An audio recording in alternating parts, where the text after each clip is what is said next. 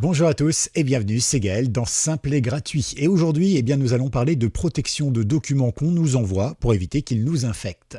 Alors, ce qu'il faut savoir, c'est que la sécurité informatique, c'est un petit peu à tous les niveaux. Bien sûr, il y a des experts, des hackers qui sont là, ce qu'on appelle des white hats, qui sont là pour nous protéger, nous prodiguer de bons conseils, repérer les failles, et puis évidemment de les donner aux entreprises, contre rémunération bien sûr. Et du coup, ça permet de combler ces failles. Mais elles ne sont pas exploitées par ces hackers qu'on appelle des white hats, des chapeaux blancs.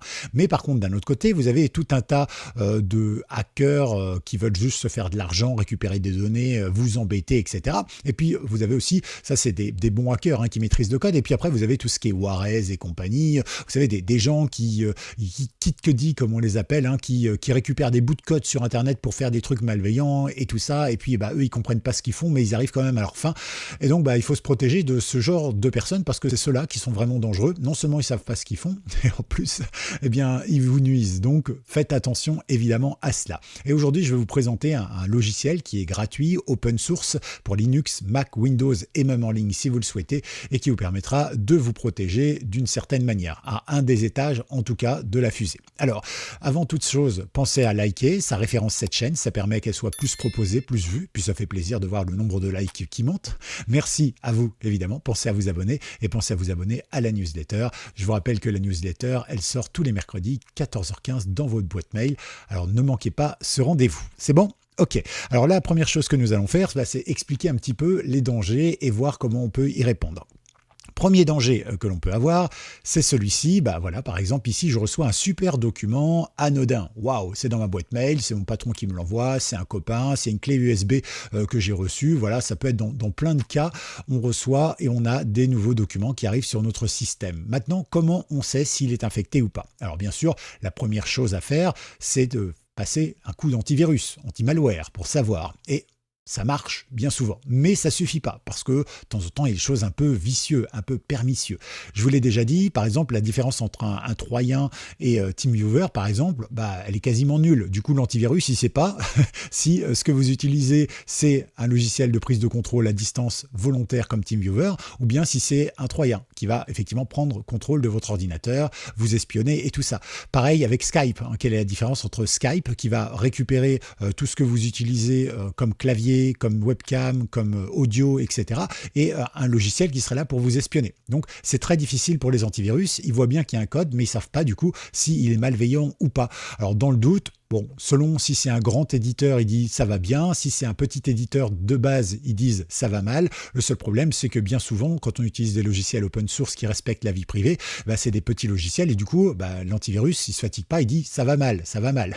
Vous êtes nombreux à m'en faire le retour ici et c'est pour ça que je voulais aussi faire ça. Votre antivirus, en gros, il sert à rien. Il n'y a pas grand chose. C'est très rare qu'il trouve un vrai virus.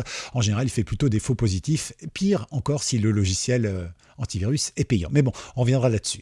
En attendant, pour savoir justement si ce logiciel, si ce fichier est périmé ou s'il est frelaté ou si effectivement il y a un virus à l'intérieur, et le mieux c'est encore de voir et de comprendre les dangers. Et après, on va pouvoir traiter de manière très simple, je vous le rappelle. La chose qu'on va faire, donc on va se déplacer un petit peu et on va voir un petit peu toutes les choses qui peuvent ici nous poser problème. Alors d'abord, il peut y avoir des liens externes dans notre document. D'accord, ce lien externe, c'est exactement comme sur les mails que vous pouvez recevoir ou les SMS, ça peut être du phishing, donc faites attention, ça peut vous envoyer vers un site qui ressemblerait à celui de votre banque par exemple, pour que vous y rentriez vos codes, mais ce ne serait pas vraiment celui de la banque. Par exemple, si c'est Crédit Agricole, ce serait peut-être Crédit Agricole avec un E à crédit par exemple, vous ne ferez pas gaffe, ou un double point, ou quelque chose comme ça, et en fait, voilà, des fois c'est très discret, on ne se rend pas compte, mais le site il ressemble vraiment, donc il faut toujours faire très attention aux liens externes. Deuxième chose, vous pourriez avoir une image externe. Alors une image externe, qu'est-ce que c'est? Par exemple, moi, si je veux mettre, la tête d'Emmanuel Macron dans un email, j'ai deux options. Soit je télécharge l'image d'Emmanuel Macron ou un selfie que j'ai fait avec lui, quelle horreur. Et puis bien évidemment, après, je le mets directement dans mon mail en uploadant l'image, donc je l'insère dans mon email physiquement. Ou bien je mets un lien vers une image Google Images ou n'importe quoi d'Emmanuel Macron que je vais mettre directement dans mon mail et donc ça va importer l'image d'Emmanuel Macron. Mais elle ne sera pas vraiment importée dans le mail en fait. C'est simplement ce raccourci, ce lien du mail qui va afficher l'image, mais pourtant l'image ne sera pas vraiment dans le message. Alors en quoi c'est dangereux? Eh bien en fait c'est tout simple. Admettons que cette image, elle soit stockée sur mon propre serveur. D'accord, sur mon site internet, j'ai un site qui s'appelle macronjadore.com et effectivement, dessus, vous avez pris une image et vous l'avez mis dans votre mail. Très bien. Ensuite, vous l'avez envoyé à Monsieur X. Monsieur X, quand il reçoit ça, eh bien en fait, il y a deux choses qui vont être faites. C'est que, eh bien, vous allez peut-être savoir qu'il a ouvert le mail, parce que il vous aura répondu ou il vous aura téléphoné en disant j'adore ton mail. Et d'un autre côté, moi, en tant que monsieur du serveur, propriétaire du serveur, alors que je ne connais ni Ève, ni Adam, ni Monsieur X, eh bien, je vais savoir qui a ouvert le mail, ou qu'en tout cas que la photo, elle est arrivée dans telle région, c'est Monsieur X avec son adresse IP qui l'a ouvert, etc., etc. Donc on peut avoir plein d'informations et c'est pour ça que c'est dangereux d'avoir des images externes. Et je vous avais déjà fait une vidéo pour désactiver notamment dans les mails les images externes, ou en tout cas choisir de le faire ou de ne pas le faire, de les afficher automatiquement ou pas. Parce qu'effectivement, on peut avoir plein d'infos. Vous pourriez avoir des macros dans votre document. Alors un macro ou un bout de code, qu'est-ce que c'est? C'est tout simplement du code, JavaScript, Python ou VBA par exemple. Ce sont des codes que l'on peut rentrer dans les documents, Word, Excel, Access, ce que vous voulez. D'accord? Ça marche également pour le LibreOffice, pour les documents Google, etc. Alors qu'est-ce que ça veut dire? Eh bien en gros, techniquement, le côté normal et l'utilisation classique des choses, c'est que par exemple, admettons vous ayez une feuille de calcul, vous êtes en train de faire une fiche de paye et vous êtes en train toujours de réutiliser la même formule. Eh bien la formule, vous allez la mettre en fait dans un bout de code. Ce bout de code, vous allez lui donner un nom, ça s'appelle une fonction tout simplement. Et en fait, au lieu de taper systématiquement la même fonction qui fait 3 km de long et vous allez l'utiliser plein de fois dans votre document, mais vous allez simplement lui dire, tiens, appelle ma fonction, appelle ma fonction, appelle ma fonction. Et à chaque fois, en fait, il va faire le travail d'une ou de plusieurs fonctions d'un seul coup et ça va nous permettre de gagner du temps. Donc ça, c'est l'utilisation normale. Mais quand on a envie de bidouiller un petit peu ou de hacker une personne, c'est très simple. En fait, on met un téléchargement automatique de malware, de logiciels malveillants qui va vous surveiller, etc., etc. D'accord? Donc ça sert un petit peu à ça. Les macros, les bouts de code qu'il peut y avoir à l'intérieur du document, vous ne le voyez pas, mais ça exécute généralement des tâches, des actions sans que vous ayez à cliquer sur quelque chose à partir du moment où le document est ouvert.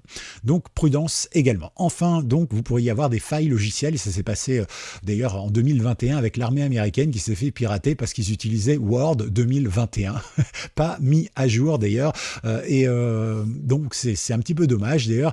Et ce qui s'est passé, c'est qu'en réalité les hackers savaient qu'ils utilisaient cette version de Word, du coup il y avait une faille dedans, et comme à chaque logiciel il y a des failles, et donc forcément ils ont exploité la faille et ils ont simplement fait un petit bout de code qui a permis d'exploiter la faille, qui a permis de pirater l'armée américaine. Vous voyez, c'est assez facile en fait en réalité, et c'est plein de dangers auxquels on ne pense pas et qui pourtant peuvent nous nuire forcément, vous vous en doutez bien. Donc maintenant, la question, c'est comment on répond à ça. Pour ça, en fait, c'est assez simple. Alors, on va descendre ici. Je vais me recadrer un petit peu pour que ce soit plus joli. Voilà, hop, ici et ici. Voilà, on va rester comme ça. Hop, ici, je vais zoomer un petit peu. On va se déplacer là, comme ça. Ce sera pas trop mal. Voilà. Donc, on va partir du principe de notre protection que je vous propose aujourd'hui avec ce logiciel que je vous présente dans un instant. D'abord, vous avez votre boîte de réception. Cette boîte de réception, vous recevez votre mail d'un ami avec un document à l'intérieur que vous souhaitez ouvrir. Une fois que c'est fait, vous le mettez dans le logiciel que je vais vous proposer. Lui, il va le mettre dans une boîte étanche, fermée. Okay, donc comme ça, quand il va l'exécuter, il n'y aura pas de problème. C'est une sorte de machine virtuelle, une sorte de bac à sable, d'accord? Il va le mettre là-dedans et ensuite, il va pixel par pixel, point par point, en fait, il va copier les choses. Sauf qu'il va se débrouiller pour que tous les codes qui sont un peu louches, malveillants, etc., ne soient pas copiés. Et enfin, il va retransformer ce qu'il a fait en PDF et du coup, ce sera sécurisé parce qu'effectivement, il y aura eu un double traitement, une double boîte avant le traitement final. Voilà un petit peu comment ça fonctionne. Ça marche plutôt bien. Bon, il se peut, hein, évidemment, que si la personne anticipe dès ici que vous allez utiliser le logiciel que je vais vous présenter, eh bien, il y a de grandes chances que ici, vous ayez encore peut-être quelque chose qui traîne. Mais globalement, vous allez pouvoir vous en sortir avec quand même beaucoup moins de risques que si vous passez directement ici, mode ouverture, mode super, c'est un ami qui m'envoie, c'est cool, comme dirait mon voisin. En tout cas, voilà, vous avez l'information ici. Alors, ce logiciel, à quoi ressemble-t-il et quel est-il? En réalité, il s'appelle Danger Zone. Voilà, vous ne pouvez pas le manquer. Je vous mets le lien dans la description. Et ce logiciel, vous voyez, il permet tout simplement de prendre des documents, type documents de bureau, Office, etc., ou des images potentiellement dangereuses et de les convertir dans un document PDF pour les sécuriser. C'est exactement ce que je viens de vous dire. Voilà. Donc vous pouvez télécharger le document directement ici. Donc quand vous cliquez dessus, vous voyez, ça marche pour Linux, ça marche pour Tails, etc. Ça marche pour macOS, bien sûr, ça marche pour Windows.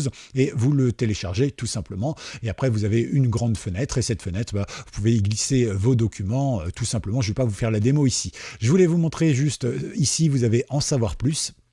Et donc, quand vous l'ouvrez, voilà, vous avez ici toute l'explication qui vous permettra tout simplement d'avoir des informations sur comment ça fonctionne, les risques. C'est plutôt bien documenté, hein, je vous laisse voir.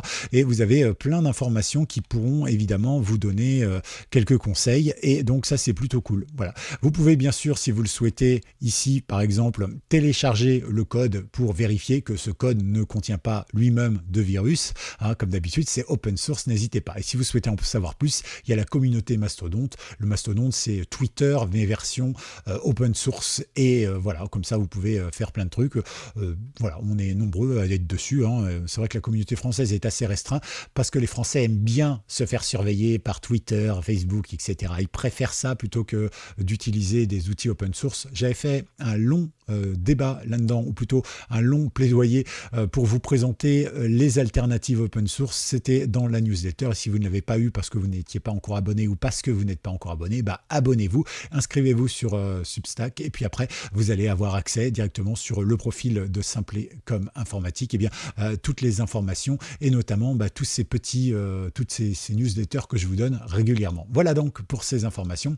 Vous mettez hashtag DangerZone tout simplement comme c'est écrit ici. Si vous avez été jusqu'au bout, pensez à liker cette vidéo, ça aide au référencement, ça aide à la faire découvrir et pensez à vous abonner pour ne manquer aucune autre vidéo. C'était Gaël, à tout bientôt. Ciao.